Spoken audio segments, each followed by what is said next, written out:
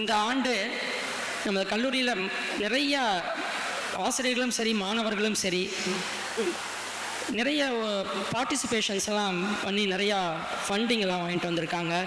அதே போல் நேற்று விளையாட்டு விழா நடந்து முடிஞ்சது. நிறையா விளையாட்டுகளில் பங்கெடுத்து நிறையா பரிசுகளையும் பெற்று வந்திருக்கிறாங்க.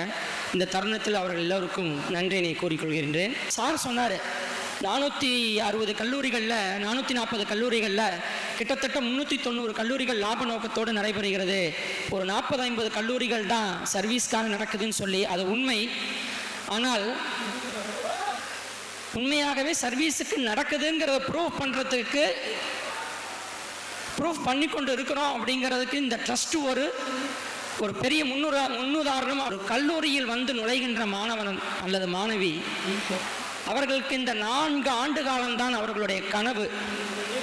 இதனுடைய இந்த 4 ஆண்டு காலம் அவர்களுக்கு வாழ்க்கை முழுவதும் அப்படியே பட்டாம்பூச்சி மாதிரி சிறகடிச்சுக்கிட்டே இருக்கும். அவர்களுடைய காலம் போனால் இந்த 4 ஆண்டுகள் அவங்க வந்து நினச்சி பார்ப்பாங்க.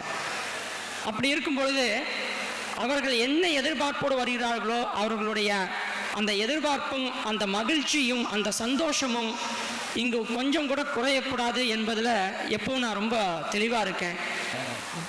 கோயம்புத்தூரிலோ அல்லது சென்னையிலோ சென்று வருடம் 2.5 லட்சம் ரூபாய் 3 லட்சம் ரூபாய் நீங்கள் காலேஜ் ஃபீஸ் கட்டக்கூடிய ஒரு கல்லூரியில் போய் நீங்கள் அங்கே இருக்கக்கூடிய இன்ஃப்ராஸ்ட்ரக்சரை உள்கட்டமைப்புகளை நீங்கள் கண்டுவிட்டு இங்கு வாருங்கள்.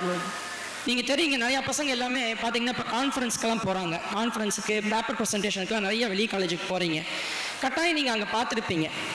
அப்போது அந்த உள்கட்டமைப்பு அங்கே இருக்கக்கூடிய அந்த உள்கட்டமைப்புக்கு இங்கு சிறிதும் சளைக்காமல் நாம் நம்மளுடைய உள்கட்டமைப்பை பெருக்கி வைத்திருக்கின்றோம். அதை நீங்கள் இல்லைன்னு மறுக்கவே முடியாது. அப்படி இல்லைன்னு மறுத்தீங்கன்னா நீங்கள் அதை பயன்படுத்தவில்லை என்று தான் அர்த்தம்.